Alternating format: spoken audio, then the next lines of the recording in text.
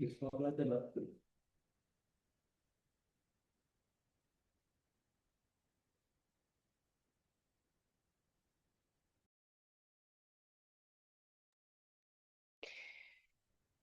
afternoon, distinguished speakers, honored guests, colleagues, and participants joining us both online and offline.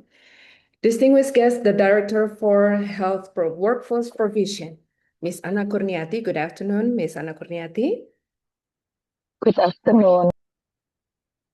Representatives of the International University of Health and Welfare, IUHW Japan. Representatives from the Faculty of Medicine, Udayana University, scholarship awardees and invited speakers, head of the Health Human Resources Scholarship Implementation Working Team and members of the team, and all participants joining us this afternoon. Welcome to the Socialization of the Medical Education Scholarship Program at the International University of Health and Welfare, Japan, organized by the Directorate General of Human Resources for Health, Ministry of Health, the Republic of Indonesia. It is a pleasure to have all of you with us today as we explore opportunities for Indonesian medical professionals and students to pursue further educations through a scholarship program at one of Japan's leading health universities. Ladies and gentlemen, before we begin, kindly ensure that your microphones are muted during the presentation sections. We also encourage participants to save their questions for the discussion session at the end of the program. Without further ado, let us begin today's event. To officially open this event, we would like to invite Ms. Anna Kurniati as the Director for Health Workforce Provision to deliver her opening remarks. Ms. Anna, the floor is yours.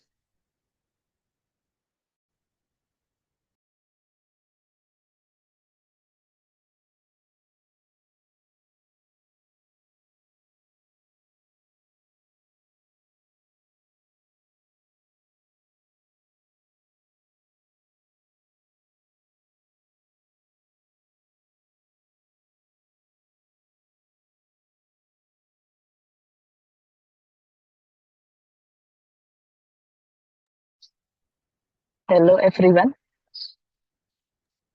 Yes, Can you hear me? loud and clear. Okay, thank you. Good afternoon, everyone. Greeting to all of you. Representative from the International University of Health and Welfare, Prof. Yamamoto Naoko, Prof. Inoue Hajime, Mr. Yasuda Ryo, and Mr. Suji Daisuke, residents and medical students who are joining us today for the sharing session, and our colleagues, representative from Udayana University, Prof. Dr. Made Adi Iwirawan, the Vice Dean for Academic Affairs and Planning, Faculty of Medicine, University Udayana, Professor Dr. Desak Made Wihandana, and also Deans of Medical Faculties across Indonesia, and also the medical students from all over Indonesia. Thank you. Good afternoon. Konnichiwa.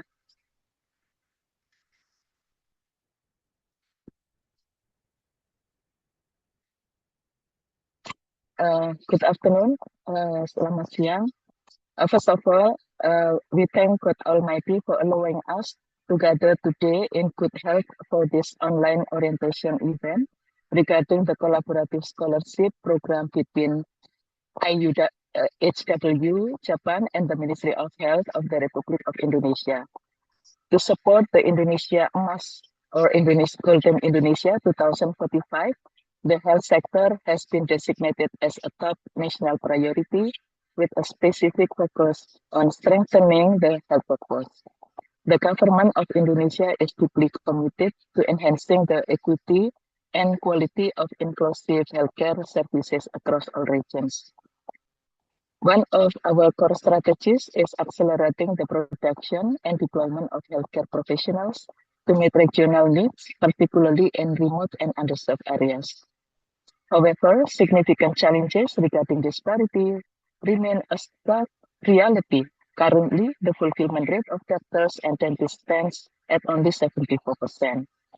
This striking imbalance in distribution, especially in Eastern Indonesia, serve as a major hurdle to ensure equitable, high-quality healthcare services throughout the country. To address this, the Ministry of Health has been providing medical scholarship from 2022 to the present, which have successfully produced around 2,029 doctors and dentists. In implementing this initiative, we have collaborated with 49 medical faculties across Indonesia that already have accreditation status as excellent quality. Ladies and gentlemen, in our continuous effort to accelerate the growth of medical professionals in Indonesia, the Ministry of Health has developed partnership with various domestic and international stakeholders. One of our respective collaboration is with IUHW, especially through establishing the Medical Education Scholarship Program. Today's orientation event is a direct follow-up to this partnership, and the primary focus of this collaboration is directed toward long-term investment in education, especially through providing academic sponsorship for aspiring medical students.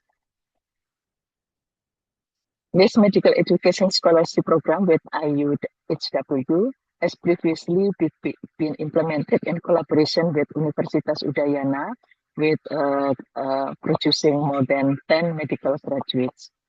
And I do hope that this set an example for future partnership with other universities as well, so that we will have more Indonesian medical students that continue their education in Japan and come back to serve our countries, bringing expertise, knowledge, and skills gained from medical education in Japan. So today we are honored to have representative from IUHW who will comprehensively explain the details of this scholarship.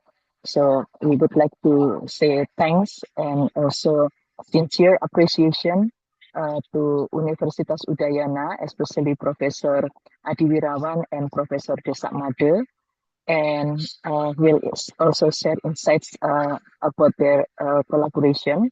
And also we would like to have more, we would like to hear more from IUHW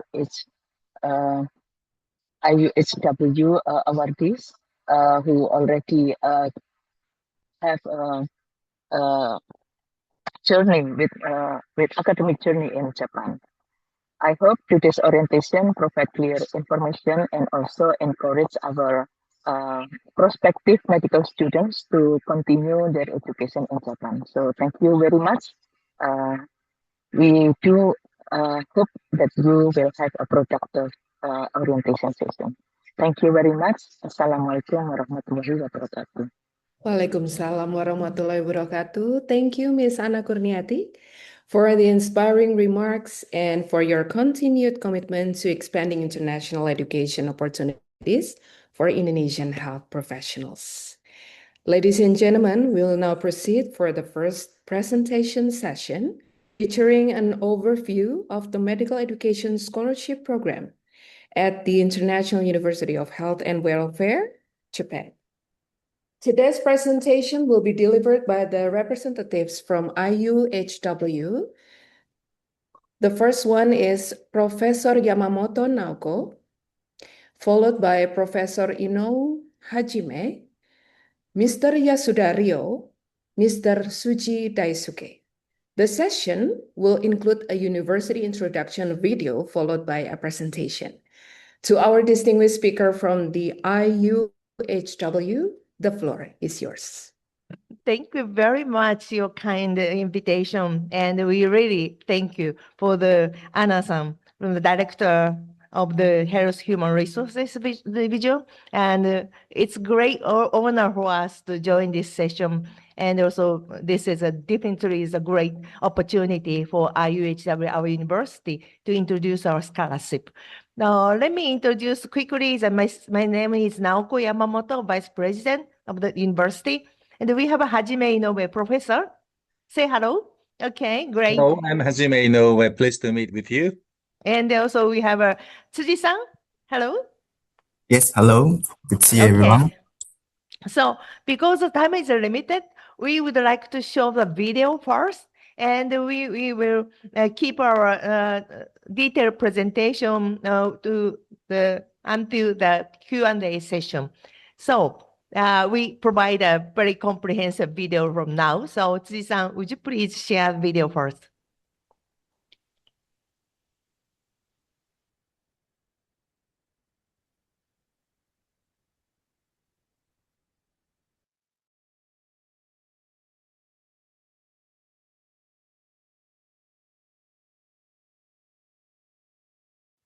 Hello, everybody. Welcome to the information session of IUHW Medical Scholarship Program for International Students. I'm Professor Haruko Akatsu, currently serving as an executive advisor to IUHW. I used to be Dean of Medical Education for medical school and also Vice President of the university. So I'm very familiar with the medical school curriculum. And I'm really excited to be able to share with you today, not only about our scholarship program, but before that, an overview of our medical school curriculum. We're truly honored to have you here today. At IHW, we have 5 campuses throughout Japan. Medical school is located in at our Narita campus. We have about 9,000 students currently studying with us in different health science fields across these 5 campuses. Narita campus opened in April 2016 near the Narita International Airport, which is the major airport in Japan. The School of Medicine was established in 2017, and we just welcomed our 10th class this April. We're very proud that at our Narita campus, we have one of the largest medical education simulation centers in the world, as you can see in these pictures. So now let me give you an overview of our medical school curriculum. I know this is a very busy slide, but I wanted to walk you through the major points. And I also believe that you have a handout of today's slides, so you can take a look at it later, more in detail. So medical school in Japan is a 6-year program. So at the top of this slide is the first year, and as you go down the slide, 6 years is at the bottom. So let's first look at these vertical columns, and then we'll move on to the horizontal columns. So this red column, as you can see in the left side of this slide, it reads mainly taught in English. So when you enter a medical school, the first 2.5 years, you essentially do not need to speak a word of Japanese, although we expect you to learn Japanese during those times, because our medical school classes are either taught in English or taught bilingually. And then from mid-third year on, everything will be switched to Japanese. So we expect international students who entered our school with no Japanese learn Japanese in the first 2.5 years. So you will feel comfortable learning medicine in Japanese, but more importantly, when you move on to clinical years and meet your patients in the hospitals and clinics, most of our patients only speak Japanese, so you will feel comfortable communicating with our patients and communicating with our hospital and clinic teams in Japanese. So how do we do that? So now if we move on to the right side of this slide, in this vertical light pink column, a little bit thick column, you can see that it reads English, Japanese, medical English. So alongside with all the medical course classes, international students with no Japanese ability need to enroll in Japanese classes, which are offered within our medical schools in the same building, but by obviously Japanese language teachers, professional Japanese teachers. Also, even if you're fluent in English, you and all the Japanese medical students need to take English and medical English. So you will have heavy language courses together with heavy medical science courses. Now, just finishing up these vertical columns, we have medical professionalism, early clinical exposure during the first 3+ years, preclinical years. We also have global health class. We have liberal arts, foreign language.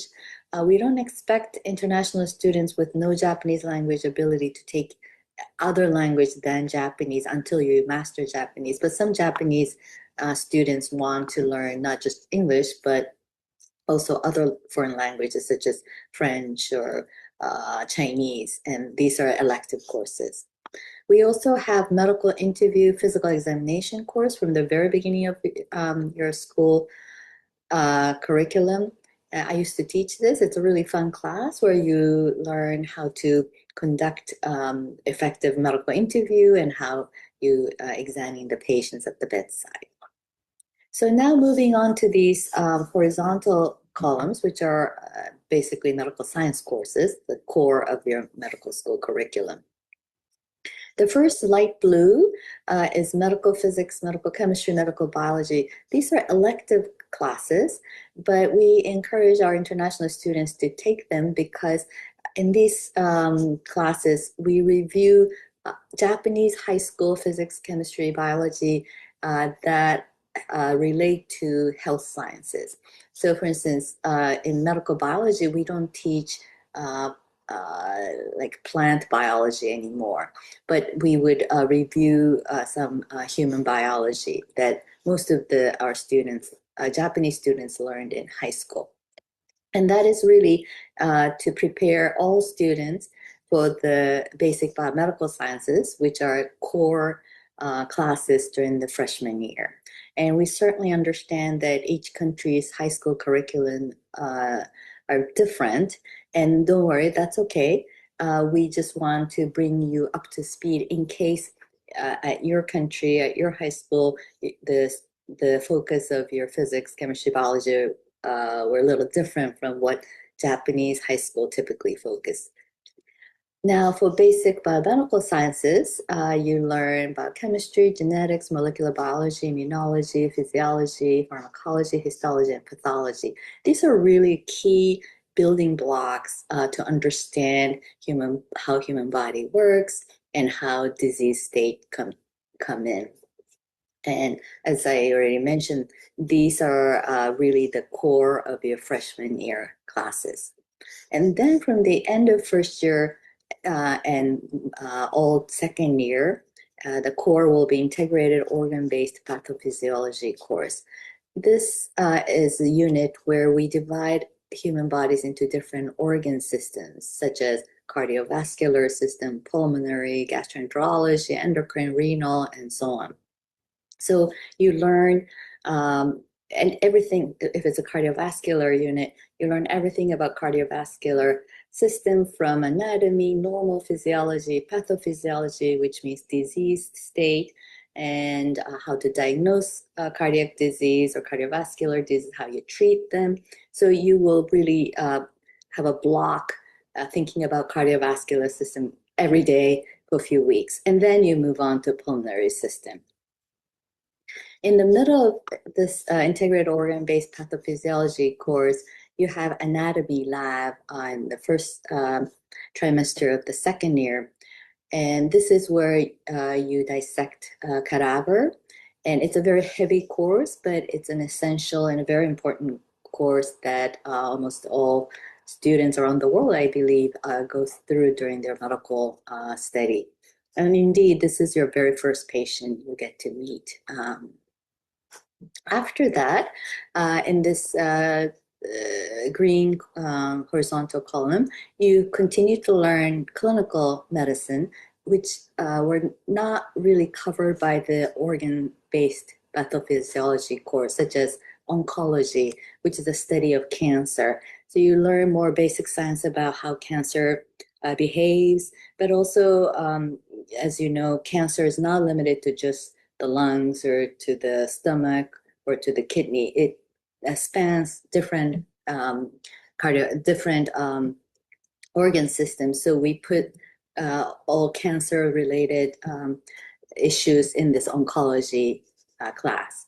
For instance, we also cover pediatrics, kids disease, and gerontology, elderly patients disease. We also have emergency medicine, intensive care, preventive medicine, anesthesiology. So these are more clinical science that you will learn.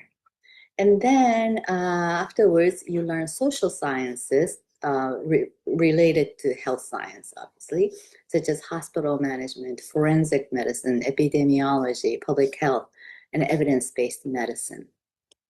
So until this part, everything is taught in English. And then we move on to integrated clinical sciences in Japanese, which starts from mid-third year, continuing till first part of fourth year. So what we try to do here is that we try to help our students put together all different information they have hopefully mastered by then, but perhaps forgot some of them already, and solidify those different disciplines knowledge into clinical, as it says, in integrated way as clinical sciences. So what do I really mean by that? So what students will actually be doing in this really fun classes are clinical reasoning, clinical diagnosis, by integrated clinical disciplines. So typically we start with a case. So you might be given a case such as a 70-year-old man presents with chest pain. So you already finished cardiovascular pathophysiology course, so you know that chest pain could be from angina or from myocardial infarction, like heart attack. You already finished pulmonology, so you know that chest pain could be due to pneumonia or pleuritis. You already finished gastroenterology, so you know chest pain could be due to esophagitis. So you need to put all these different information you already have in a clinical context and really start thinking as a clinician. And that's what this course is about in Japanese. So again, while you're studying all these courses up till that time, so first, second, and towards latter half of third year, you learn all these subjects in English, but each course will offer a list of technical terms that each course or each class dealt with, both in English and in Japanese. So you're supposed to memorize those Japanese technical terms, and even Japanese students, even if their native tongue is Japanese, they don't necessarily know Japanese medical terms. So that's where they learn Japanese medical terms. And international students similarly need to memorize Japanese medical terms alongside with English medical terms. So this integrated clinical sciences is the course to really use the Japanese medical terms and review everything you've learned so far and put things in a clinical context. And you really start thinking as a real doctor. And the reason we do this and emphasize this is that when you hit the wards, when you start your clinical clerkships, that's exactly what you need to do at the bedside or in clinics. Now, before you move on to clinical years, in this kind of a yellow thin horizontal column, it says in red, CBT, computer-based test, national exam, and preclinical clerkship, OSCE. OSCE is objective, structured clinical examination. So it's a practicum. Now, all Japanese medical students need to pass the CBT and OSCE, preclinical OSCE, to move on to clinical years. It's the Japanese way to assure the quality of student doctors roaming around the hospitals and clinics, because we want us patients to be safe being taken care of by our medical students. And these exams are in Japanese. So international students will have adequate amount of Japanese language ability to pass this. But again, it doesn't automatically happen. That's why we give you a lot of Japanese language lessons as well.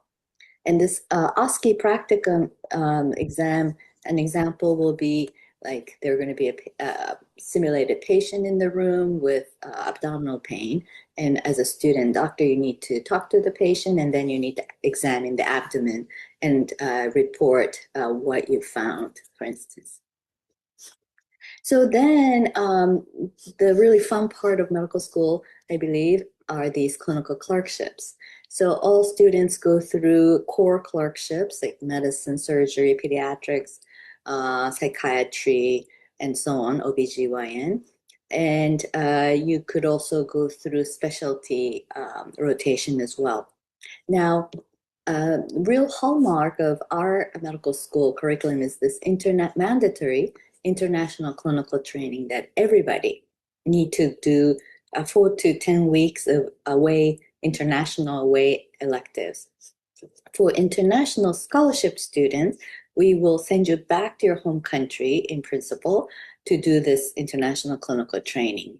So if you're from Vietnam, we'll ask you to go back to Vietnam, to where you came from, to your medical school.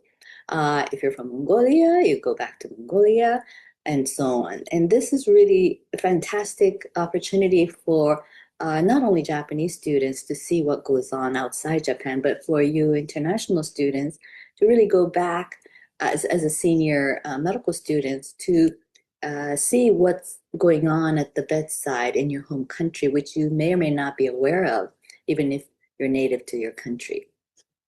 And after you come back, not just you, but all students come back from clinical training, there's this National Post-Clinical Clerkship OSCE. It's the same OSCE, but it's post-clerkship, so it's more advanced and difficult. The cases you'll be given will be more advanced because you already finished seeing real patients for a few years.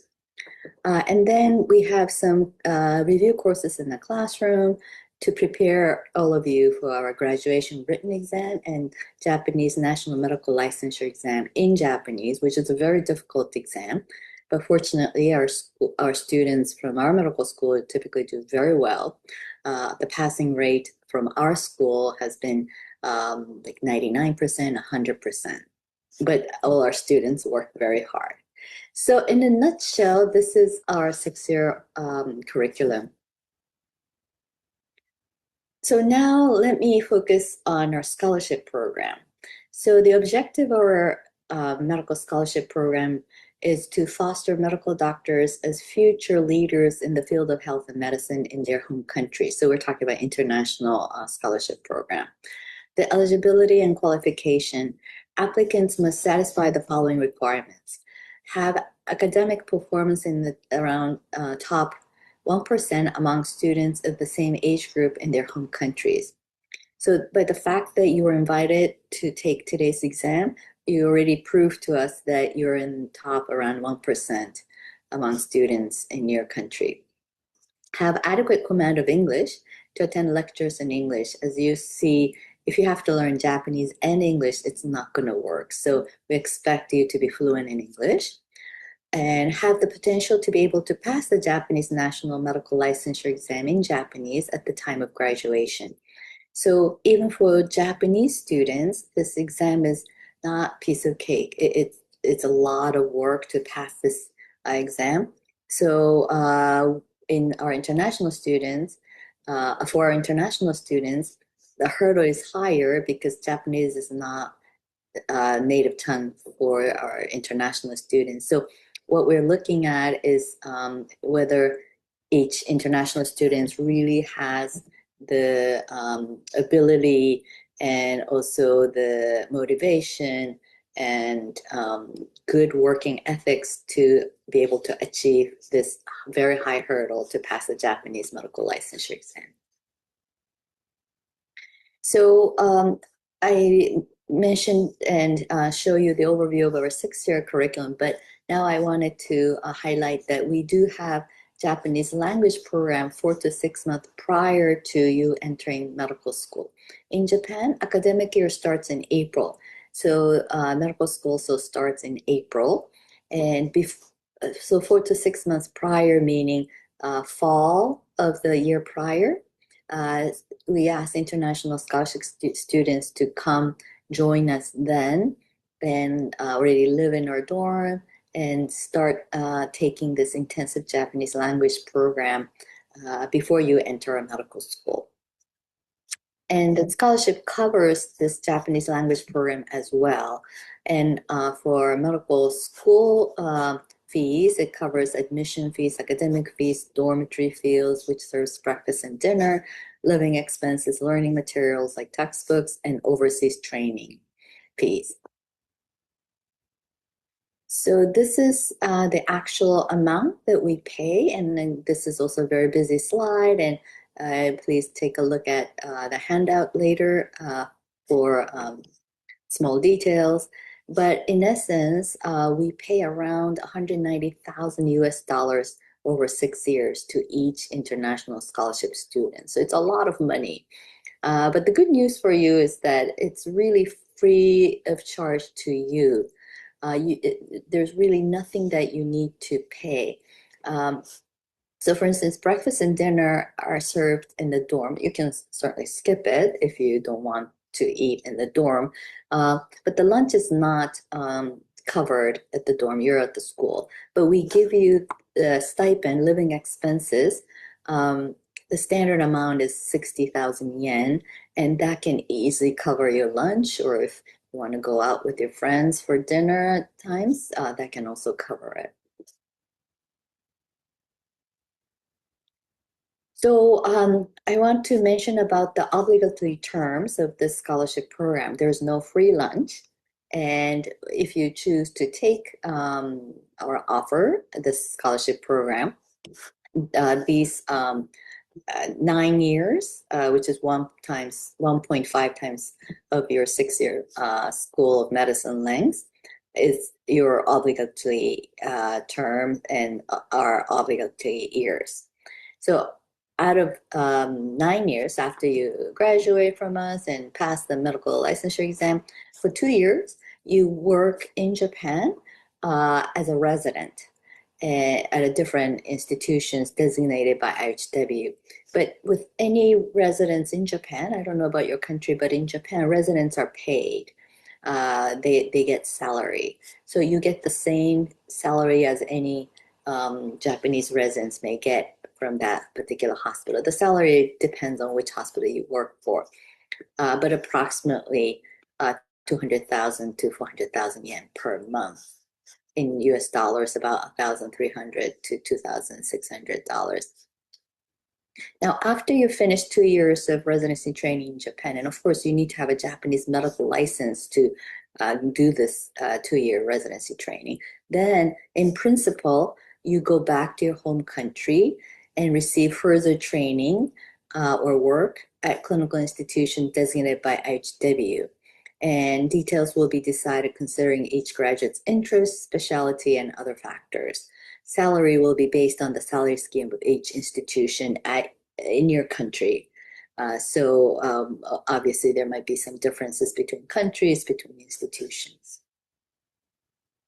So I need to now really read line by line about obligations for IUHW medical scholarship students. It's a little tedious, but please bear with me. So while in school, scholarship students must follow the IUHW codes and regulations.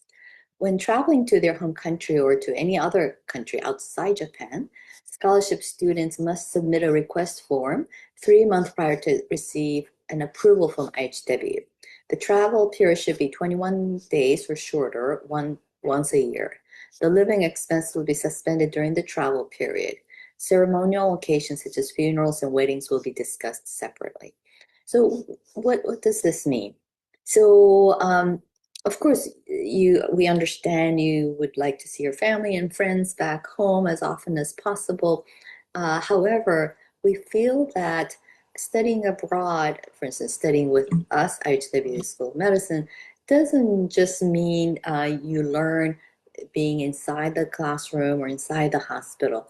In addition to that, obviously that's the main part, we would like you to learn from living in Japan, traveling around Japan, talking with Japanese people, maybe not limiting to just your patients in the hospital, your classmates at school, but explore Japan and Japanese culture. And that's what studying abroad really is all about.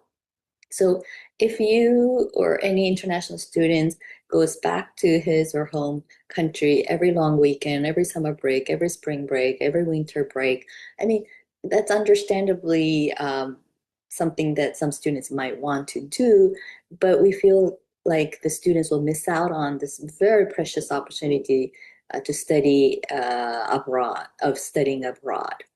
So that's why we are putting this sort of kind of rule, not to limit your freedom or anything like that, but we really want to take the most of, we want you to take the most of this opportunity and learn and grow even as a person. So obviously, if you have a wedding to attend, even if you already went home for 21 days, that's understandable. So those are something that we can discuss, and usually it will be granted. Monthly living expenses shall not be diverted to any other purpose than the student's own living expenses in Japan. So some students are very considerate of their family, especially if their family's financial situation, and might feel like and might want to send some or all of the living expenses they get from us to their families back home to help support their younger siblings or parents or grandparents. It's a very noble thing to do, but we're really giving this monthly stipend for you, international scholarship students, to use in Japan so you don't miss out on any opportunities while in Japan. So for instance, let's say your Japanese friends want to travel to a different part of Japan during this long weekend. You feel like you want to go, but traveling, hotels, and transportation costs money, and we don't want you to feel like, oh, you can't do that because you don't have the means. We really want you to be able to explore Japan with your Japanese friends. So that's why we do not want you to send the money back home for other purposes, for different purposes other than for yourself to explore Japan. If the scholarship student has poor academic record and falls under lower 50% of the class, monthly stipend will be reduced. So this is a little harsh, but we expect international scholarship students to maintain the class rank in the upper half. So if it goes under that, unfortunately, we need to reduce your monthly stipend. But as long as your academic performance improves, we'll put you back to the normal stipend amount. Scholarship students are required to pass Japanese National Medical Licensure exam that is held in Japanese in year 6 at the time of graduation. So this is something that we ask you to do. During the first semester of year 6, scholarship students must be involved in overseas international clinical training at clinical institution affiliated with the university that made recommendation of the medical school scholarship students in their home countries. I already mentioned that. Now, after graduation, after graduating from us and obtaining the license, scholarship students will be involved in duties as medical doctors at clinical institutions in both Japan and in their home countries, specified by IUHW for 1.5 times of scholarship periods. I already mentioned this. So 9 years. IUHW will determine each scholarship student's clinical placement after consulting with the university that made a recommendation of the scholarship student and hearing preferences of the student. So, of course, we will honor which field of medicine each international scholarship students would like to go into. But we also would like to find out from your country which field of medicine is most in need at that particular time. And we would like to try to match your country's needs, as well as we would like to respect which field you want to go into. So they're going to be a mutual discussion. And the point is that you cannot just unilaterally decide, okay, I want to be in cosmetic medicine. I mean, that's also a nice field or important field in some ways, but maybe in your country, cosmetic medicine is not the top priority for your people, for the people in your country. And then we will have a discussion as to which field might be the best sort of a fit for your career and for the country's needs. Oops, I think I skipped one. And initial period of residency training in 2 years in Japan after acquiring Japanese license will be included in the above period. After this residency training, the scholarship student must return to his or her country. So these 2 years are included in the obligatory terms. So termination and repayment of scholarship. Sorry, this is a little harsh clause, but I also need to read. IUHW will terminate the scholarship if the medical scholarship students fall under any of the cases listed below, in which case the IUHW medical scholarship students and their guarantors are under an obligation to repay all or part of the scholarship already paid to the student, which is a lot of money. 1. When the IUHW medical scholarship students leaves IUHW School of Medicine. 2. In the event that there were any misstatements in the IUHW medical scholarship students' application documents that you probably submitted earlier.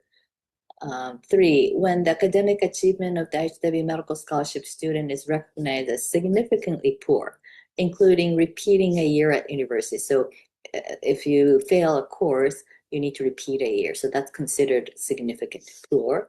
Failing the OSCE or CBT, those licensure exam, or ranking in the bottom 10% of their grade. So we talked about the stipend will be reduced if you fall in the bottom 50% of the class, but if you fall further down to the bottom 10% of the class, then the students might be asked to leave unless there was a significant reason like health issues that you were not able to keep up with. I mean, something like that can be discussed, but as a rule, we do not expect any international students to be in the bottom 10% and then continue as a scholarship student. 4. When IUHW decides that the IUHW medical scholarship student breaches any of the obligations. 5. Other than the above cases, when the IUHW medical scholarship student is considered, I'm sorry. Excuse me. So I was at number 5. Other than the above cases, when the IUHW medical scholarship student is considered to have no potential to achieve the goals of becoming a future leader in the field of health and medicine in his or her country. So these are the termination, repayment of scholarship causes. So let's talk a bit about the Japanese language program, JLP. The scholarship provides an intensive Japanese language program after the students arrive in Japan, and the students will enter the School of Medicine in April 2027 when the new year school year starts. Oops, sorry. So I already talked about it. So you're now taking the exam, hoping to start studying medicine with us from April 2027. So we would like you to arrive in Japan fall of 2026. That's this fall.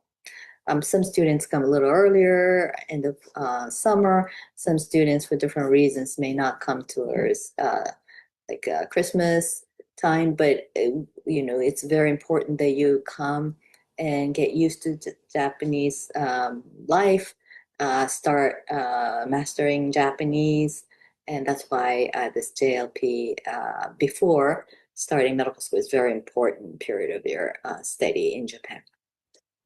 Admission to the School of Medicine in April 2027 is subject to their aptitude for medical scholarship students. Okay, so of course we're doing the exam now to select those who will enter medical school from next April. However, after you arrive in Japan and start this intensive Japanese language program, if you're homesick every day, crying, you're not mastering Japanese as you are expected to, and then again, we need to have a discussion to see if you can really continue as a medical student or not. But obviously, this is we're not trying to fail anybody. This is just like a trial period, and if it's not a good match, it's best for those international students, not to start medical school, and it's really for the benefit of the students as well.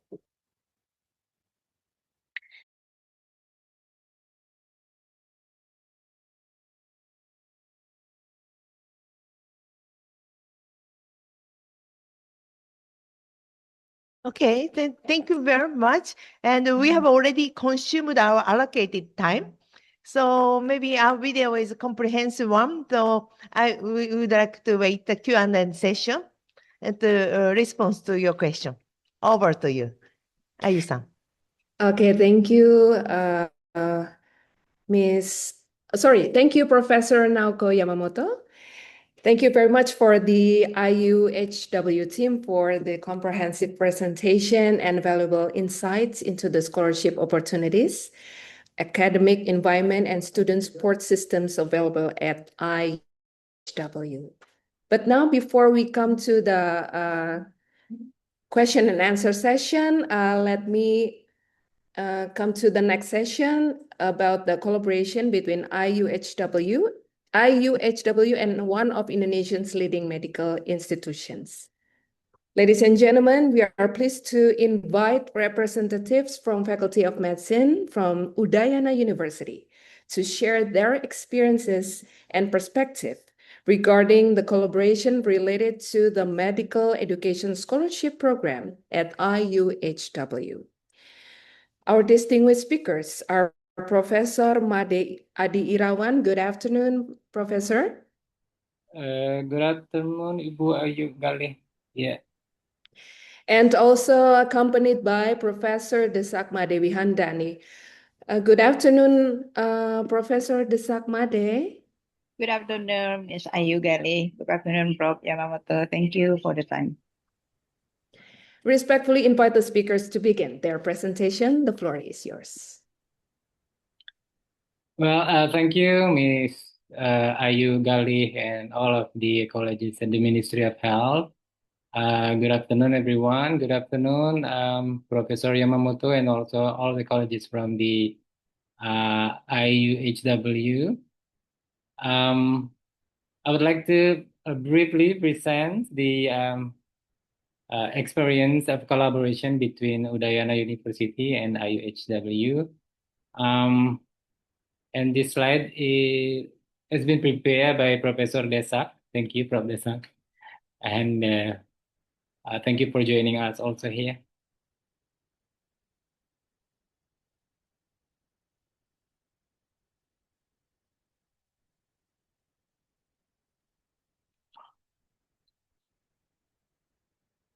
Okay, our cooperation between Udayana and IUHW started in 2016, and it has been extended twice.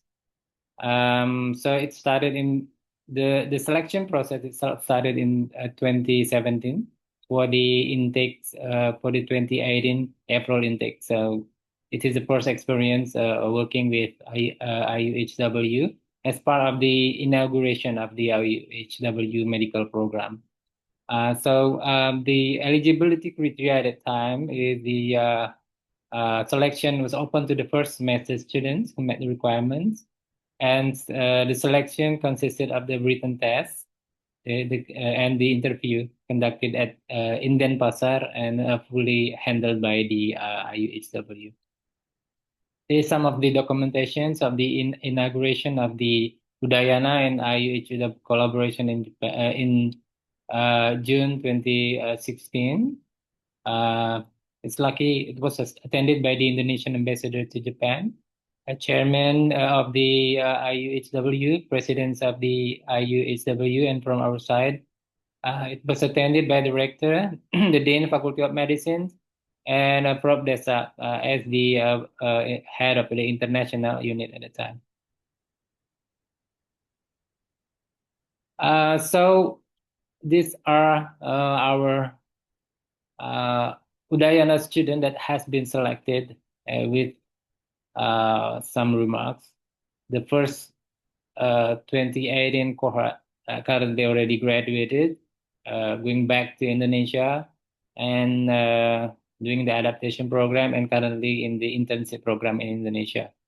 Unfortunately, the second batch in 2019 failed. So mainly because I failed at the Japan national exam for the medical professional, and also combined with some of the personal issues and personal problems. And in 2020 cohort, 2 students already graduated and currently doing a mandatory residency in Japan, the 2-year program like internship in Indonesia. And 2 students from 2021 cohort, one of them failed to enter the clinical clerkship, failed to enter the COAS stage. And the other one is the failed one is now continuing study in Indonesia, but not going back to Udayana, but to another private faculty of medicine in Indonesia. The 2022 one student performed very well, so considered as the 3rd best graduate. And the last 2 in selected in 2023 currently still studying in IUHW. But unfortunately, in 2024 and 2025, there are no candidates selected, primarily because of have not met the criteria or requirement yet. This is some of the documentation Prof. Desa with the first batch of our students celebrating the graduation. And in addition to the IUHW scholarship program, we have also strengthened the collaboration with the student exchange. So these are the exchange students of Udayana Faculty of Medicine, has been very well received and very well welcomed by the IUHW hospital. And also we received the students from the IUHW at Udayana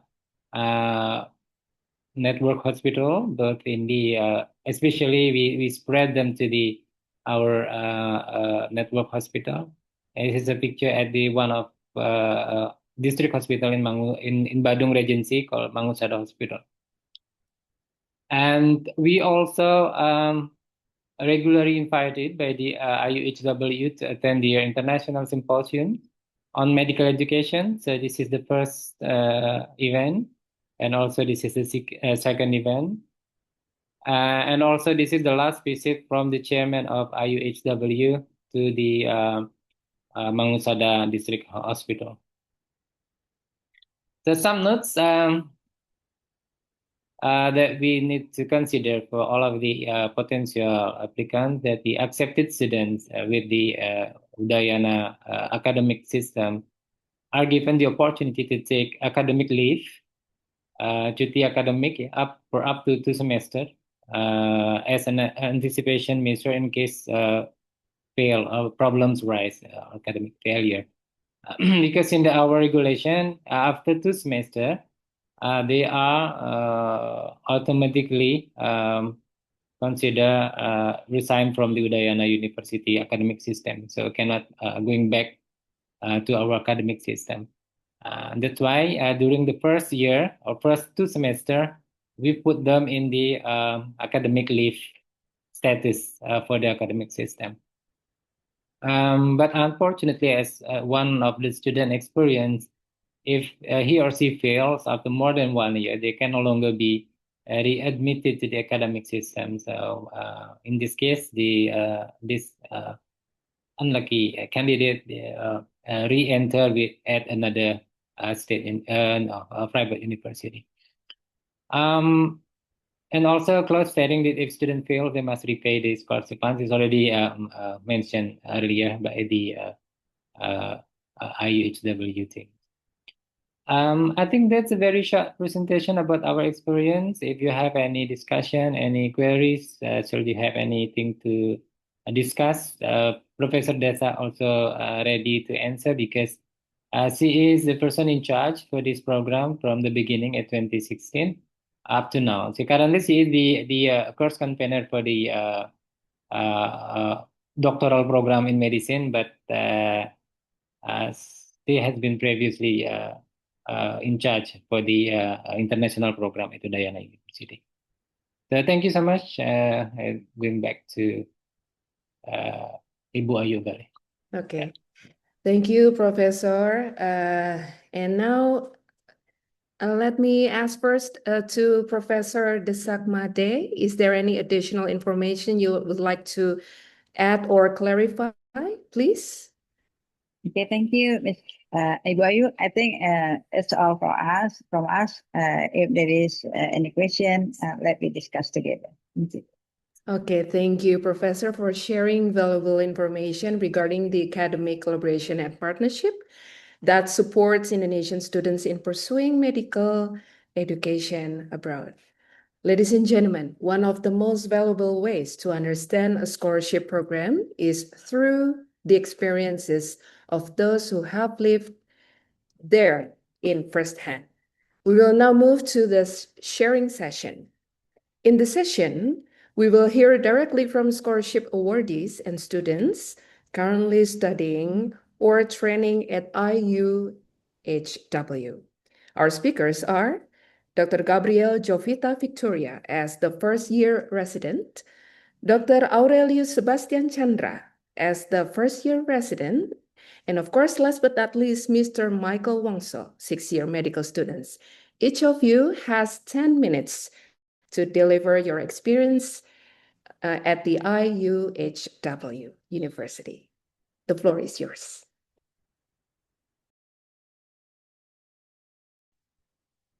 Hello, everybody. Can you hear me? Yes, loud and clear. Okay. My name is Aurelius Sebastian Chandra.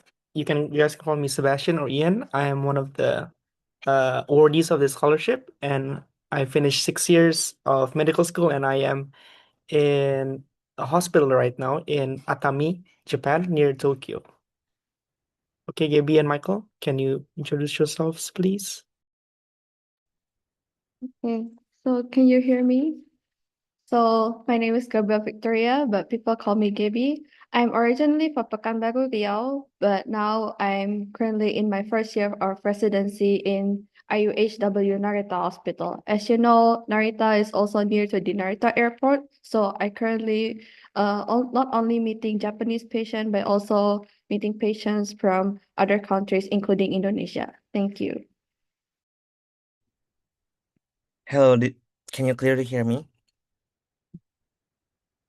My name is Michael. I'm currently a 6-year student in IUHW, and next year I'm going to have the training class, and this year I'm still trying my best to go through the national exam at the end of the year. Thank you. Okay, so we would like to share our experiences, but is there anything specifically that you guys want to ask, like about the housing, about the studying, or about our work here, or anything in particular?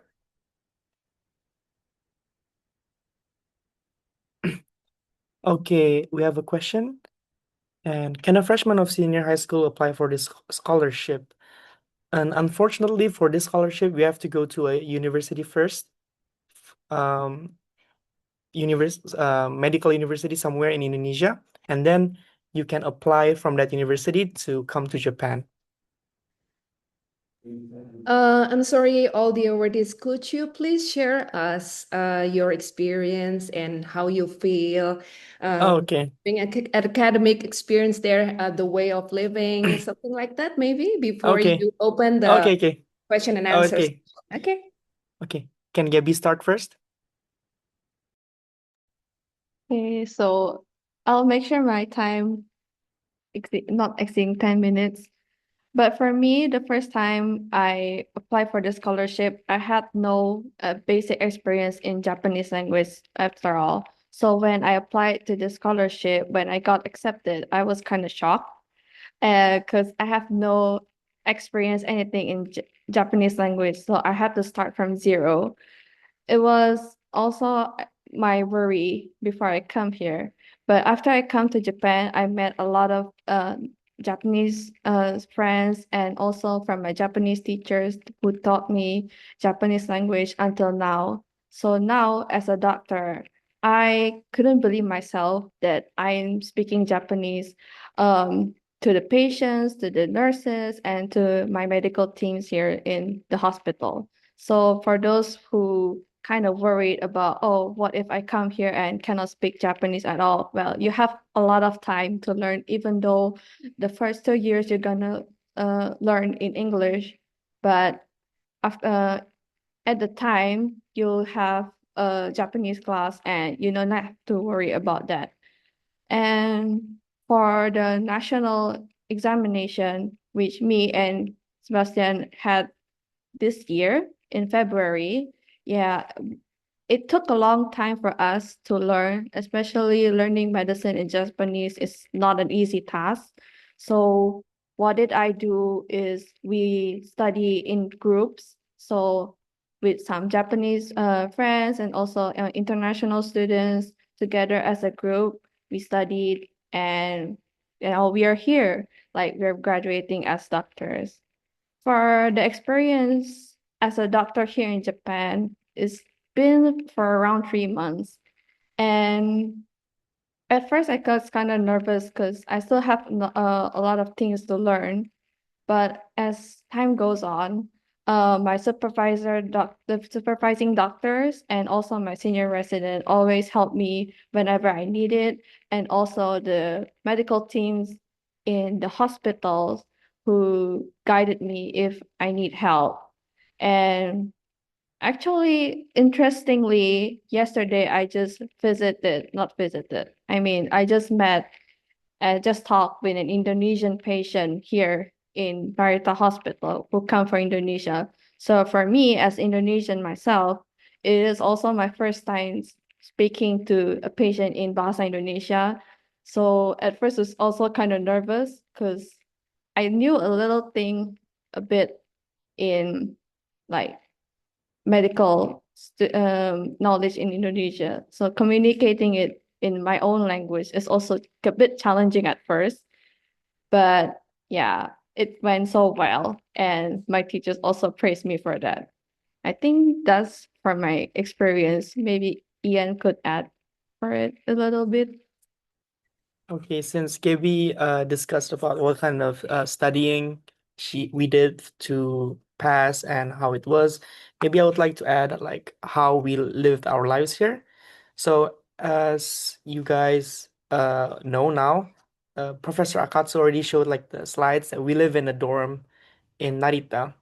It is a really comfortable place and everybody is supportive. The dorm staff and especially the teachers too, the English teachers and all of the professors, they can speak English and they will teach you medicine in English and Japanese. Well, I think like Gabby said, many of you will feel kind of worried about studying in Japanese, but for the first 2 years, you guys will only study in English and also have like an hour of Japanese or so every day. And even with only 1 hour a day and support from all of your Japanese friends and all the teachers, I think you guys, as long as you study enough, it'll be okay. You can pass the Japanese medical examination, I think. And for the English, like before you apply to the internship to the scholarship, they have like requirements for TOEFL, I think, but I'm not quite sure. I don't remember that much, but yes, I think you are required to have a TOEFL or TOEIC score, but maybe the other teachers will provide the requirements again later. I think that's all from my experience. And what about from Michael? Yeah, just like what Gabriel and also Ian had said, my experience is not far away from them. And I think one of the things that I learned here is that it is really different the way Indonesian and Japan teach medicine, especially after you get into the class, for example. Here we are expected to be able to talk freely to many people and also with many Japanese. So even though I don't have any Japanese experience before coming to Japan, and I don't have any Japanese profound test or anything like that, so it was quite a bit of scary things. And I also think that it is really scary to talk with foreigners at the time. But slowly with the people and also the help of the seniors and also the teachers, I was able to overcome that, and I was able to learn well. And also right now I'm in the student doctor phase. So just like what Gabriel mentioned before, we see a lot of patients not only from Japan but also Vietnam or other country, and we have a lot of international patients here. So we are expected to be able to communicate with them as well as in English, not only in Japanese. And I also had the experience to be able to explain uh, and be a translator for one of the Indonesian patients in the hospital, and it was quite a pleasant experience since I've been studying in Japan for almost 6 months, 6 years now, and I haven't really have the chance to be able to talk in Indonesian, especially to a patient. So with talking with patients all over the world, it makes me feels like it is a great thing. So you'll have a wider visions, and also it helps you a lot, especially after coming back to Japan, to Indonesia. And maybe other people has already shared this before, but in the 6th year we also have overseas training. So as a scholarship students from Indonesia, I have the chance to go back to Indonesia, Bali, at Rumah Sakit Mangusada, and I was there for a whole month. And I experienced talking with patients, and also not only inpatients but also outpatients. So it was a really great experience since I was talking only in Japanese and English in the hospital and the university for 6 years, and I haven't really had a chance to talk to the patients in Indonesian. So it was a really pleasant experience, and I really think it is a really great chance especially for us who has been living in Japan and haven't been able to have any experience about medical field in Indonesia aside from before we coming to IUHW. I think that's all I can share right now. Thank you. Oh, one thing I would like to share is that one of the uh the most fun thing that we did in Japan is that we could meet lots of not only Japanese people, but we met with lots of wonderful people from Vietnam and Mongolia and Myanmar. And yeah, studying with them and doing medical school together with them was one of the most fun experiences ever. I think that's all from our sharing session, and we would like to go to the Q&A. Is that okay? Okay, thank you for the three awardees. Maybe would you like to add some more fun fact, the first experience or the first thing that you experienced in Japan that you never met before in Indonesia? Maybe from Gabriel, and after that, Ian, and the last one, Michael. Come on, please. Okay, The so the cultural cultural experience. oh, Probably in a cultural perspective, when we have to apply it in medicine, there's not a lot of mm, things that really excited me. But like, probably the most striking thing, not as cultural, but as a population, is that you'll met a lot of elderly patients in Japan. As maybe some people know, or many people know, that Japan is currently on top of the aging society. So most of the patient that I saw is like elderly patient who goes to the nursing homes, and they had to go to the hospital for certain cases like pneumonia or urinary tract infections. But in Indonesia, when I come back last year for the international clerkship, I went to the pediatric department in Indonesia, and it's a lot of patient. There's a lot of patient, especially in the clinic. And uh, aside from that, when I went back to Japan after I come back to Indonesia, and I also tried to go to the pediatric department, and I went to the clinic, and there's not a lot of people, maybe 20 people a day, or maybe. So probably as demographically, there is a difference in there. But for cultural perspective, I haven't think about it any. How about Ian? Culture. Okay. One thing that you will never do in Indonesia is, and I was kind of scared at first, is going to an onsen with my Japanese friends. Because if you will go to an onsen, like maybe you've heard it before, you have to be completely naked, no underwear, no nothing. And getting invited to an onsen with my Japanese friends was a really fun but scary moment in my life. But it was really fun though. Yeah. What about Okay, Ian, Michael? noted. Yeah. Okay, Michael, would you like to add something? To be honest, yes, what Ian said was the first thing that came out in my mind from cultural perspective, because I think Indonesian culture and Japanese culture is quite um, different, especially just like what Yebi said, like the people. So when, for example, after you come to the dorm and you go out first time in the morning, you see like elderly walking around, and in Indonesia, maybe if we wake up around early in the morning, we see many people going to work by cars and motorcycles. Here in Japan, it's quite different since many people go to their work by trains or using bike, for example. And there's nearly no motorcycle here and less car compared to in Indonesia. So it was quite like a different side of view from our perspective, and also maybe about food, since I actually like Japanese food before coming to Japan, for example, like sushi and ramen and udon.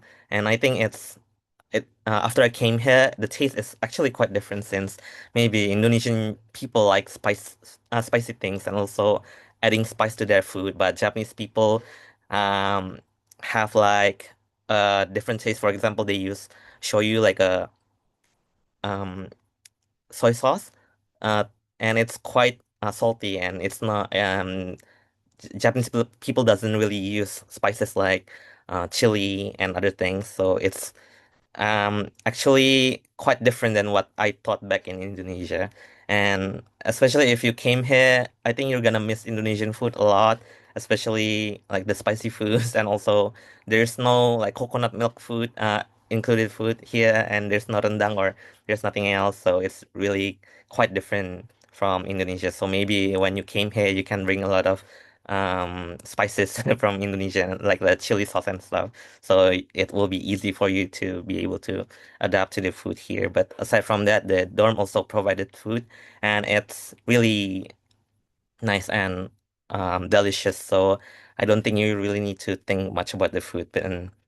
And also maybe about the vacation, and you can ride the Shinkansen to other places, for example, because I feel like trains in Indonesia and trains in Japan is quite different.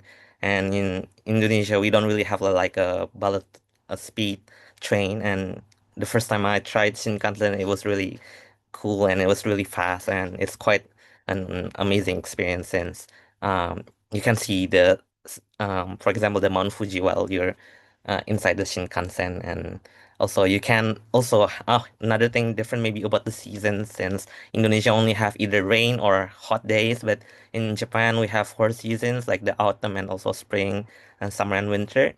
So it's quite a difference since you need to be able to adapt to it 4 different seasonal phases. And especially in winter, it's really cold and sometimes it snows, so it's really cold until like -degrees Celsius. So it's really hard at first to adapt since it was really cold and it was freezing. And I feel like I didn't really want to go out from my room and I just want to stay in my room. But once you get used to it, I think it will be easier since you can bought a lot of like warm clothes and stuff. And right now, I actually enjoy winter more than summer since the summer here is quite different in Indonesia. In Indonesia, the summer is really dry. So even if you go outside and you sweat, it doesn't really matter much. But here in Japan, it's really humid. So you go, for example, you go out to cycle to the school, and it's really sweaty and it's really um, not a pleasant feeling, especially in summertime. So it kind of changes my perspective, and I really like colder days here nowadays. Thank you.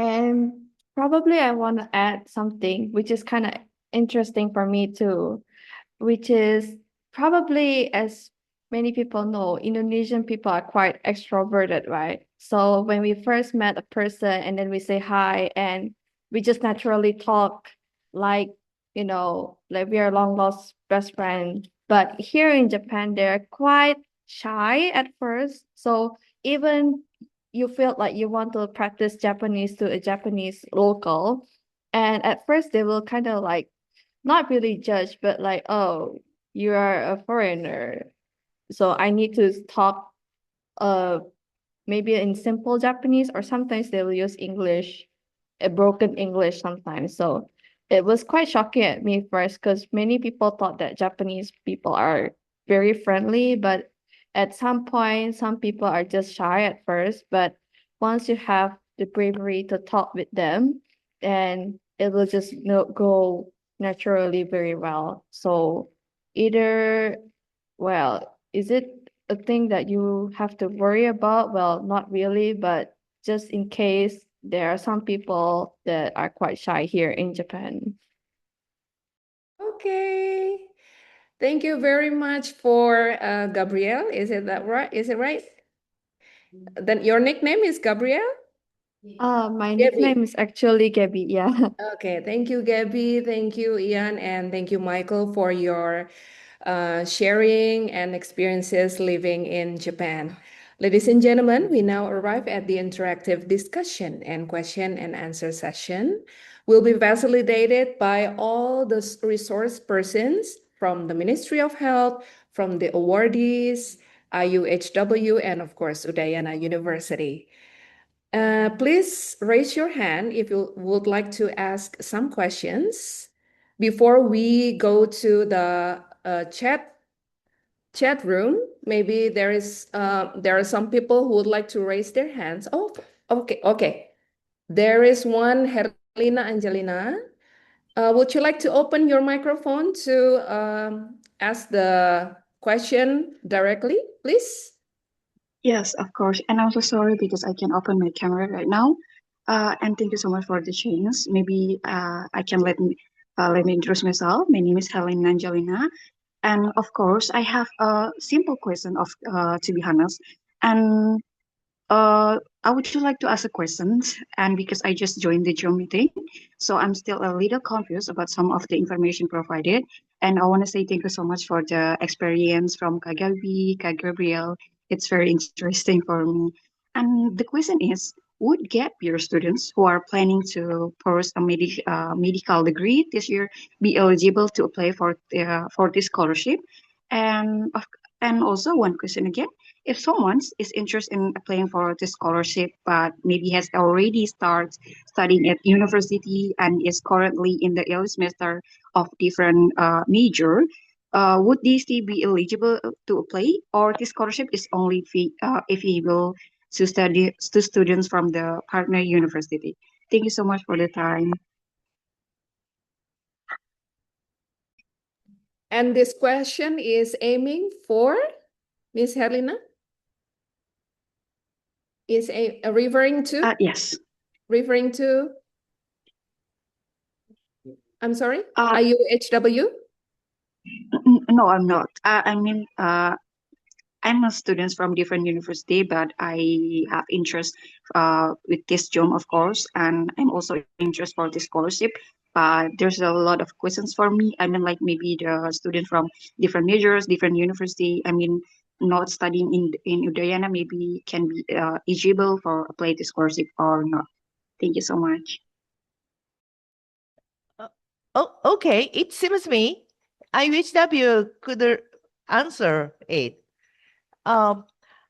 As you see that all three young doctor and student is from the Udayana University, because our university originally come up like a collaboration by MOU between our university and Udayana University only. However, because the government of Indonesia, I mean, especially the Minister of Health in Indonesia and our university discussed to expand our collaboration in the near future, I mean, from this year. That is why we opened this session to all Indonesian university.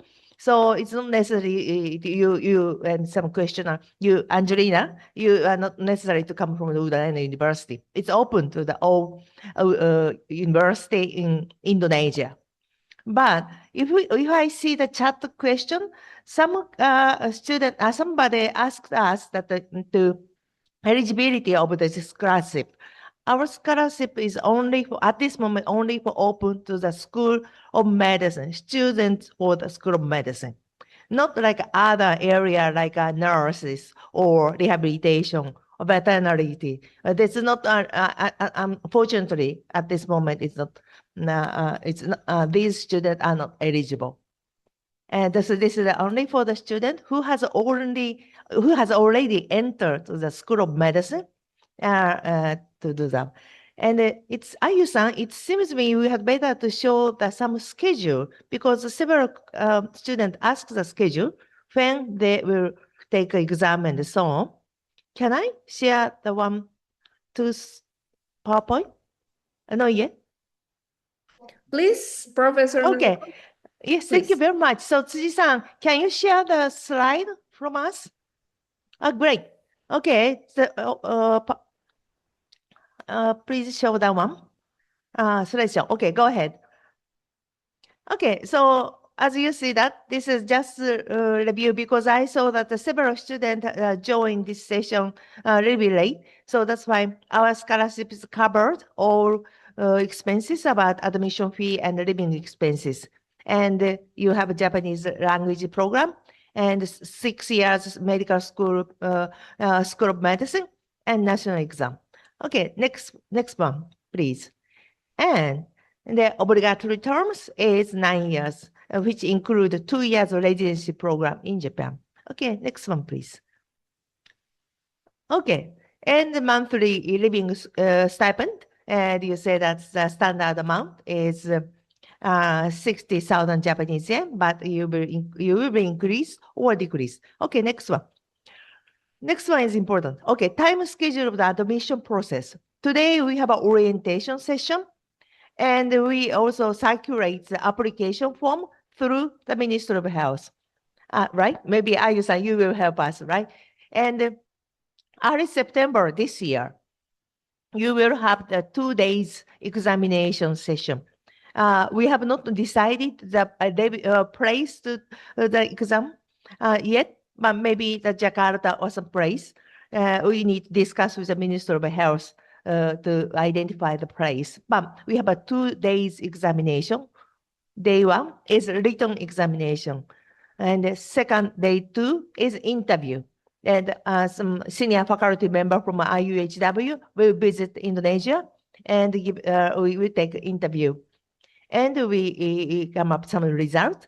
And the person who get this scholarship program, they will have to come to Japan in October or end of November, so as you said, to join the Japanese languages program class. And you can start this Japanese language program online right after you pass this exam.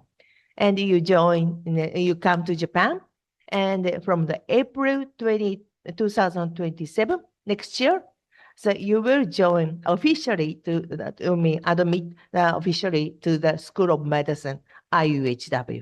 This is a schedule we are going to follow. Next one, please. Yes, and regarding the examination, again, venue will be decided, or maybe most likely in Jakarta, but discuss with the Minister of Health. But in the date in early September, day one is a written examination, including mathematics, science, and English. Science, we have three subjects, so you can choose two of them. Two subjects from three: biology, chemistry, physics. And day two, we have interviews, and interview will be done in English. If you can speak in Japanese, welcome, but English is perfectly fine.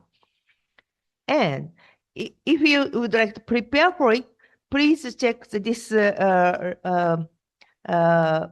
examination question, EJU past exams question. Maybe we can share this slide with the Minister of Health and Ayu-san. You can share with them. You can check it, what kind of paper examination you have to take. And it's good to understand the image. And if you need to prepare for it, from now to September, you can prepare it. So this is a additional PowerPoint we prepared. So let me stop here. Tsuji-san, thank you very much. And we will share this PowerPoint later. You can circulate them. Over. Thank you very much, Professor Naoko Yamamoto, for the explanations on the questions. Okay, for the next participant, maybe would like to raise a hand to ask some question related to all the presentations earlier. Okay, so we are now proceed to the chat room. There are already around 10 questions here. Okay, the first one is, can a freshman of senior high school apply for this scholarship? Maybe Professor Yamamoto would like to answer? Yes. As I say that, maybe our Michael or Ian or Gabby will help us to the context of the Indonesian schedule. But as I say that, the eligible person is a student in medical school, the first year or second year, because usually the third year, fourth year's medical student has already entered their specialized training or their course. That's why the first year, second year medical school student who can apply this program. So not high school student. Okay. Yes. The Okay. reason why, let me add some words. The reason why is, as we said, as all medical doctors understand that to be a specialized medical doctor, it will take 15 years or 10, at least 10 years. So we understand that the School of Medicine in Indonesia and also our university together to help the developed capacity of the medical school student means the student like Yang or Gabby, they will stay 2 years as a residency program, but they will return to the Indonesia. But if they wish, they would like to do so, they will return again to Japan to learn more about specialized program or join PhD program, I mean, doctor course program and so on. And then they return again to the Indonesian country and work in Indonesia and like this. So we would like to have ask the student to have their home university to work with our university to develop their capacity. And like Udayana University is our like a partner friend university. That is why. But so as I said that now we are going to open the program to the entire university in Indonesia, supported by the Minister of Health. So we, together with the Minister of Health, we would like to continue to work with the universities who would be our partner. Okay, over. Thank you, Professor Yamamoto. And the next question is from Miss Dian. Any the requirement like English proficiency test and minimum GPA at first semester of medical school? Miss Okay. Yamamoto, Yes, would you maybe like to answer? Tsuji-san, can you answer? Yes, we require IELTS 6.0 minimum or its equivalent. 6.0 IELTS or its equivalent.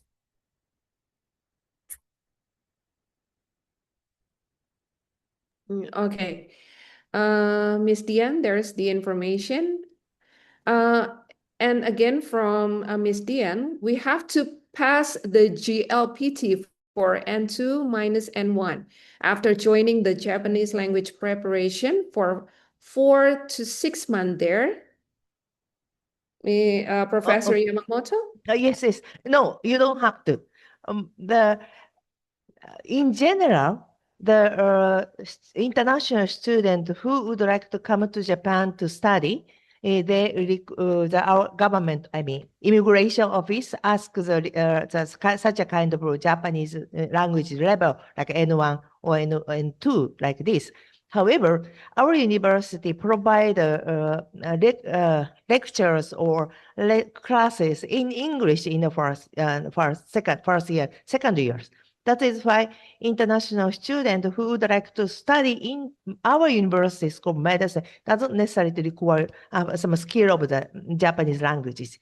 But as the Ian or Michael or Gabby is like them, if you join our scholarship, you will start Japanese languages program right after you pass this our entrance exam, and you will study Japanese in 2 years or more and continue to study Japanese. So your skill is much better than N2 or like this, like Michael or other students, other international students. Any additional words, Tsuji-san or Gabby, Michael, Ian-san, sensei?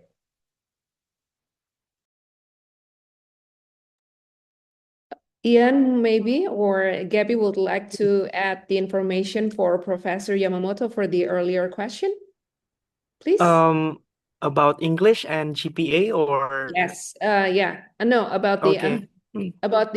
GLPT and Japanese language. Japanese language Mhm. exam. Yes. Okay, so for the language program, after we arrived to Japan, we were given like a 6-month course. Every day we have to join Japanese class and study there, right? But they don't require us to take the license of N2 or N1, but they will teach us to that level. Okay? So they would give us lessons, which is equivalent to N2, N3, N4, N5, but they didn't actually ask us to go to the exam. But if you want to, you can take it. Like me and Gabby and Michael, I think we all took N1, but it's just because that we want to take it ourselves, not because the university told us that we have to take it. So even without zero Japanese, as long as you follow the class and study what they tell you to study, I think you'll be fine, even technically without N1 or N2. Because yeah, they'll teach you the same level, but they don't require the exam. Okay, I hope Miss Dian is clarified with answers from two resources. And now we proceed to the next question. It's from Mr. Fajar Awalia Yulianto. The first one is, does the medical school in Indonesia should have the MOU with IUHW before sending the first year student? And how about the requirement of top 1% for eligible candidate? Is it top 1% of freshman year or high school graduate? Please, Miss Professor Yamamoto. Okay. First, regarding the MOU, because this is our first time to open our scholarship to the entire university in Indonesia, it maybe takes more time. So this year, we are not expected that the all university exchange MOU with that by September or whatever in this year. Maybe because the Minister of Health in Indonesia working together with us to set this orientation and also continue to I believe to support this program.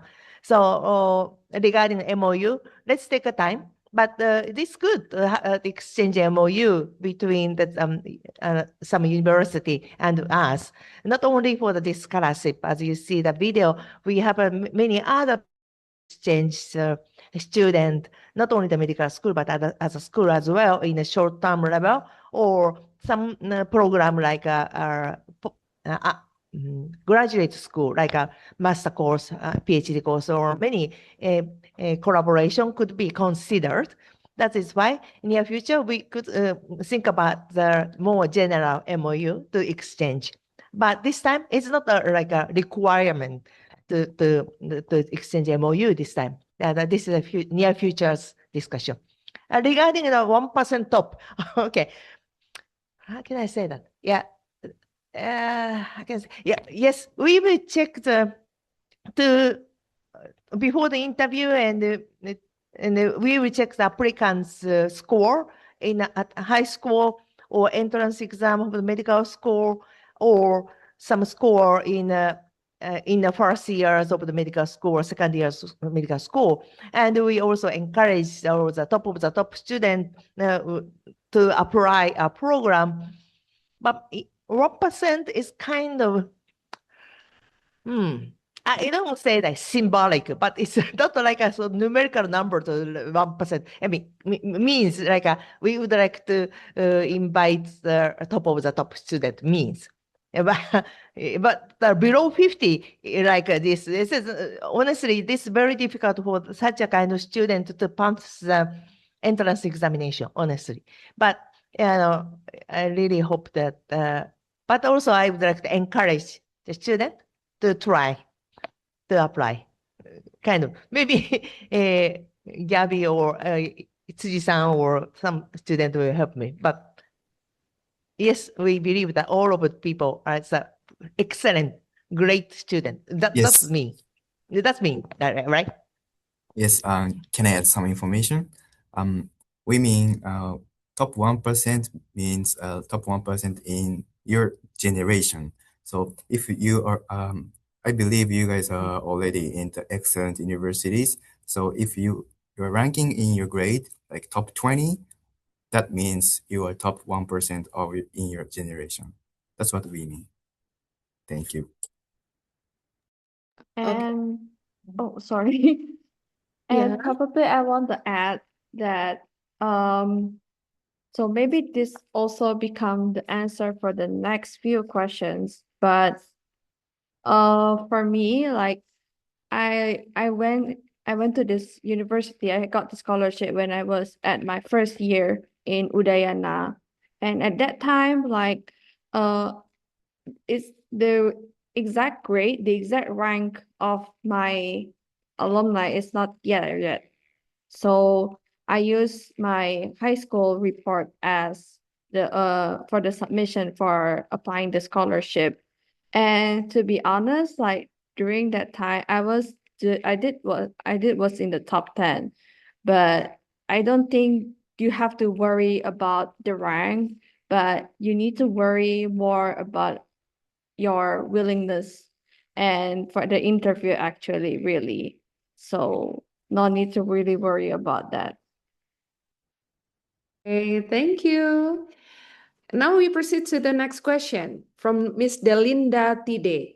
How many students from Indonesia are usually selected each year? Please, Professor Yamamoto. Yes, honestly, we have not decided indicative number, but it's because previously we have only Udayana University is only partner of us, so maximum is 2 or 3, right? From Udayana University, like 2 students from Udayana each year. But this time it's open to the country, the other universities. But let's see, there are no limitation, but not 100 like this. So let's see, some single numbers kind of issues. But honestly, it's our first time to open this scholarship at a university, and we are not sure how many students can pass the exam. So we provide. So let's see. Maybe Minister of Health together with IU, we will accumulate our experiences and continue to discuss that one. So this year, so we don't have any indicative numbers. Okay. Next one is Miss Annabella. Good afternoon, awardees. Thank you for sharing your experiences. I have two questions. When and how did the awardees apply for the scholarship? And what did the awardees campus have to provide? Please, Miss Professor Yamamoto.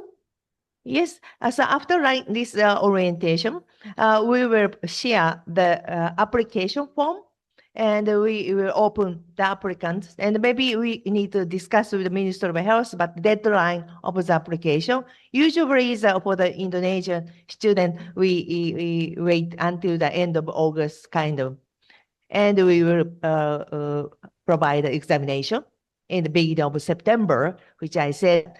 So Tsuji-san, do you have any additional information?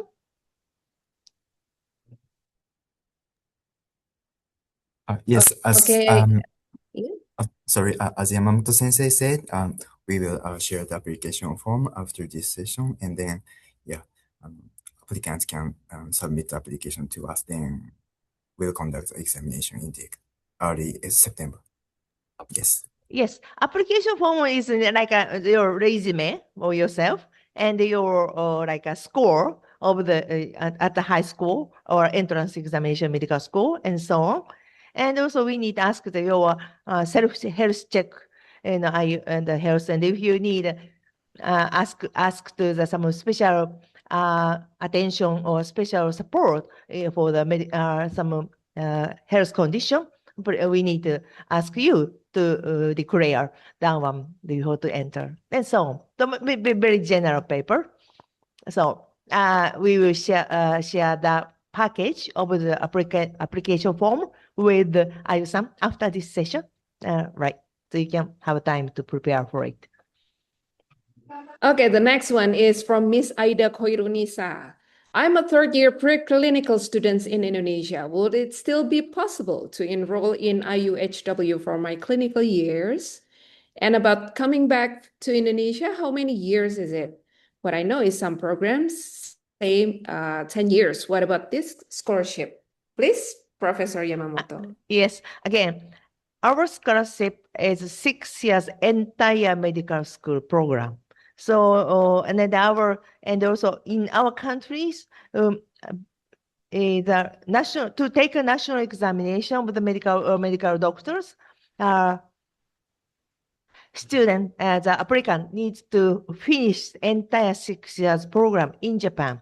So it's not honestly it's not allowed to there's some student or some clinical student who has already finished some years, and they cannot join in the midterm. So they need to start from the first year of the medical school in Japan and finish the entire 6 years medical school program in Japan. So this is like a more first year, second year medical school students program. Regarding the residency program, I see the previous person put on a question in the chat that as we say that after 6 years program in Japan and pass national examination, and the 2 years residency program in Japan. 2 years residency program is more like a general practitioner, including some specialized training. And they have an Indonesian student need to return to the Indonesian student. But after several years, and obligatory years is 7 years, but it's not necessary to take 7 years continuously.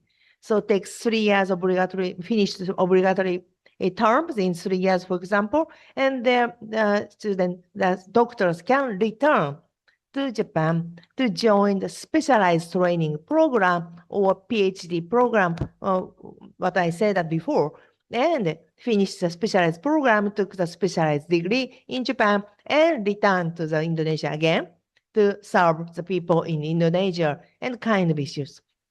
And we really hope that our graduates or Indonesian young doctors continue to come up some communication and collaboration with our university as well as in Japan, with Japan, to serve the Japanese people, serve Indonesian people, or Asian people, or global people.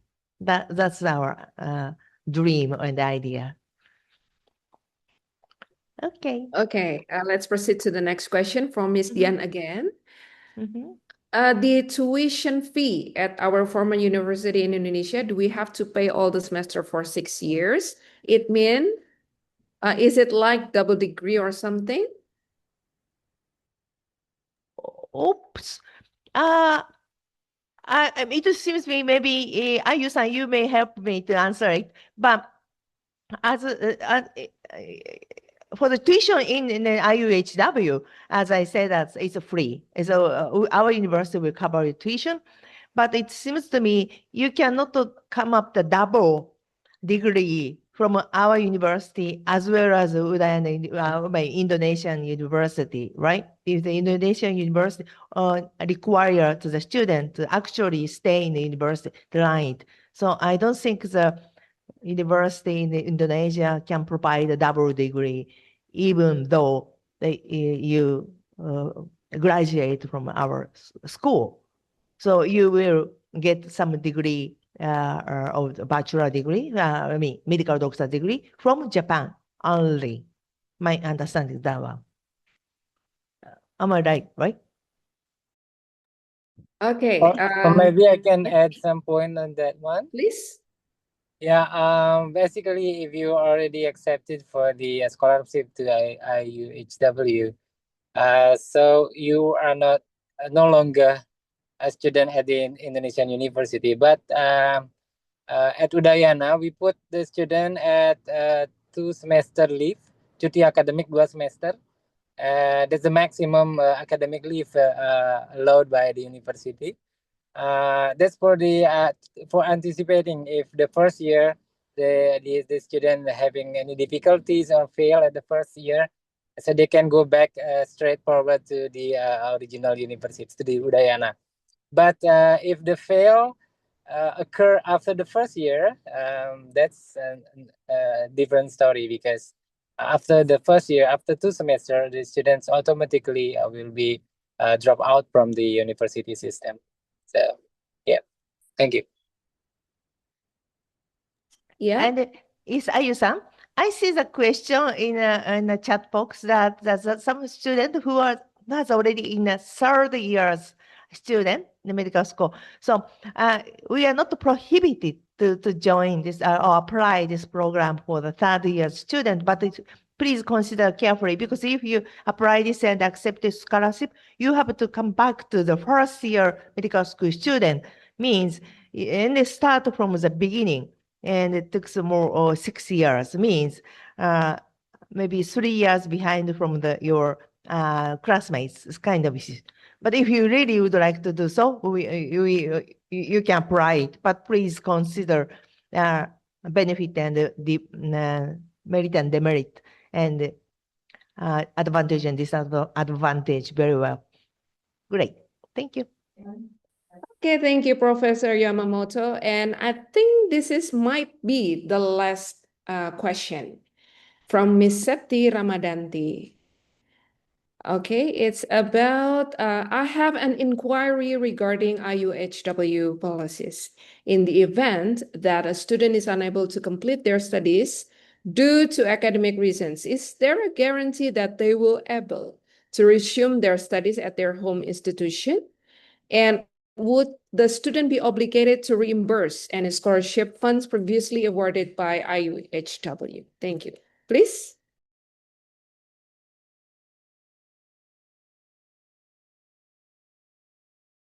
Tsuji-san, can you answer it? Yes. In the event that the student is unable to complete their studies at IUHW due to academic reasons, they are guaranteed that they will be able to resume their studies at their home institutions.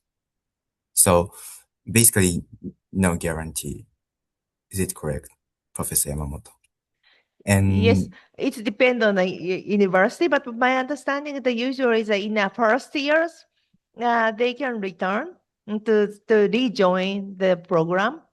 But after 2 years, 3 years later, is for the many university is face some difficulty to receive again, to allow the student again to join their university program. Honestly, it depends on the university, depends on the countries. But now, first year, 1 year, like an interval, or 1 year, it will be can be recovered. But 2 years, 3 years later, it's very difficult to do that. It depends on the each university's policy principle. Ibu Ayu, may I add about this question? Please. Yeah, I think Professor Adi already answered about this. For Udayana University policy, we offer 2 semester leave.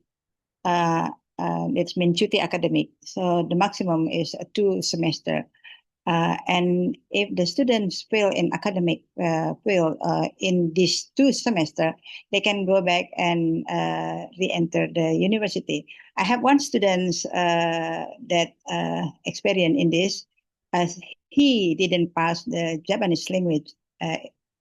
Is it correct, Suji-san? So the last students that we sent, he failed the Japanese language test, so he has to go back and continue study at Udayana University.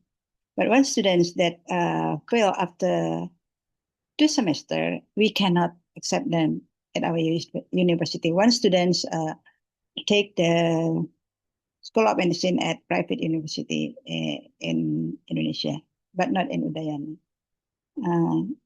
But about the scholarship, Mr. Suji-san, you can answer about the scholarship. Thank you. Okay. Ayu-san, can I Yes. add some words? Of course. And in the chat box, there's you ask the further questions, issues. So I understand. We will share our PowerPoint and also information. And if you will receive the application form and many things. So don't worry. If you have any question, we are very happy to answer it. But to this, I say which is better? They can ask us individually, but maybe Minister of Health can correct the questions, and we can answer it to you, and you can share the all answer to the all participants or all people, because many students may have some similar questions, or if you could understand the other students' question. So maybe we can discuss how to circulate the questions and answers equally to everybody later. Professor Yamamoto, we would like to collect all the questions first, and then we will send it by email. So everything is accordingly collected by the committee here, the Ministry of Health. Okay, that's better? That's better. And then we can send back to you the answers as soon as possible, hopefully. And you can share all answers to all participants, all persons who would like to know about it. So maybe can I say the final words is, thank you very much. You're interested in our university scholarship. Only one word I would like to add finally. The purpose of this scholarship is support the development capacity of the medical doctor who would like to serve for the Indonesian people. We don't want to have some brain drains, right? So but really think about it. We're very happy to support you to get any skills, experiences, degrees, whatever, together with Ministry of Health Indonesia and your home universities. And please, IUHW will be your home university as well. But After you get your skills, please consider to serve your people in Indonesia. And as a partner of friends of you, our university, our Japanese medical doctor would like to continue to work with you in a clinical practice as well as research or education in near future. So this is like a long-term friendship, but focusing your country's issues, right?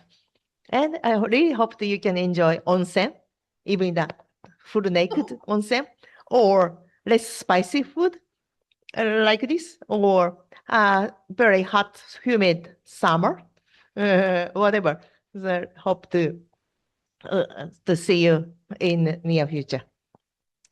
And Okay, Inoue thank you. Sensei, maybe Hajime Sensei, he also has a key person to work with the student education. You may say some few words at the end.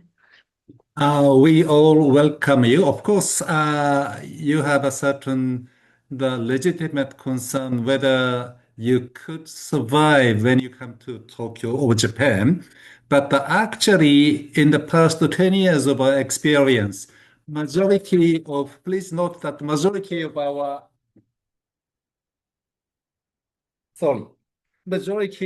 scholarship students actually fulfilled their all the academic actually the courses and become excellent doctors. So please do not too much worried about the future in Tokyo or in Japan. We all welcome you. Please apply. Thank you.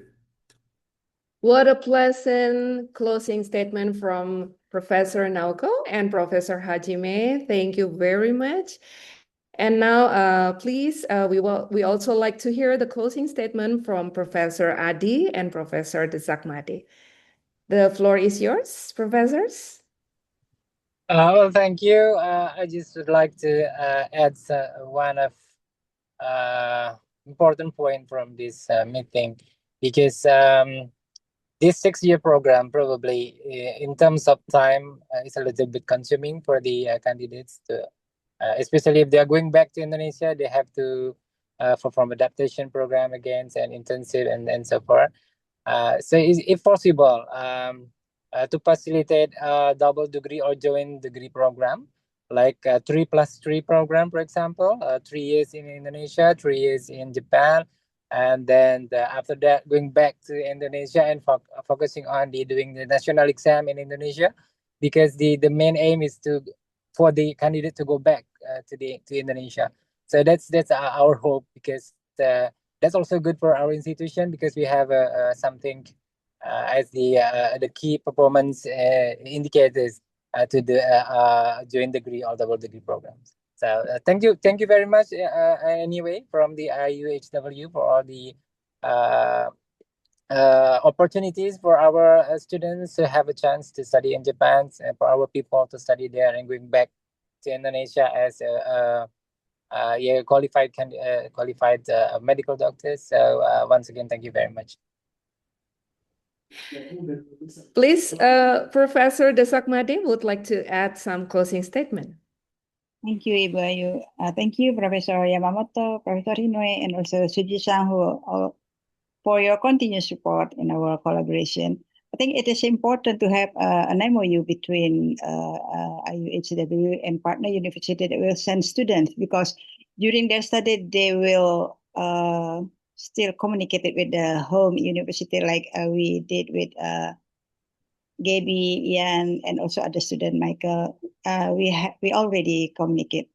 We keep in touch with them until now, even with the first who already graduated. So I think it is important to have an MOU. So if students face any problem, maybe they have to do consultation with you, something like that.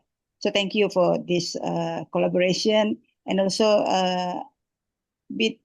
under the MOU, we can expand the collaboration not only in the scholarship candidates, but also in the symposium as a speaker and a research collaboration.